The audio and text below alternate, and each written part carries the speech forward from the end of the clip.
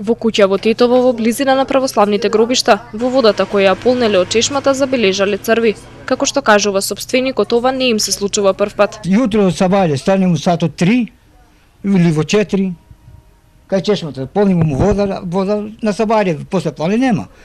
И го полним бурето ова и ова буре за судој, за мијењаришта, за децава да пијат, да прават. Ова ми е четвртиот пат како се дашава. И која гледам бурето, мрда туека, гледам живо влакно, имам 62 години. Гледам и го зедов со джезето, ги ваѓам, ги ставам у шише. Која гледам уште едно, и тоа го ваѓам, и тоа го ставам у шише. Деца овде има мали деца, нон-стоп кога има вода, туека ги ставаат устата, пијат вода.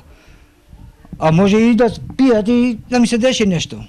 Еднаш исто во тањир, туека ги мија судојте вода зема и жена вика, абе што е ова вика?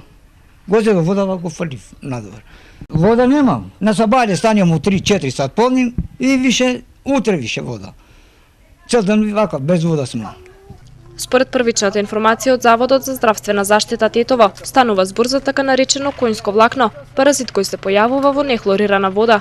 Паразитот не предизвикува болести кај луѓето, но истиот не смее да го има. Добиената мостра ќе се испитува. Можно е водата во која бил паразитот да е од стариот водовод, кој не е во системот за водоснабдување и водата од истиот не се преработува, но тоа допрва треба да се испита. Водата од новиот водовод со која се снабдуваат тетовци редовно се хлорира и контролира и истата е целосно исправна.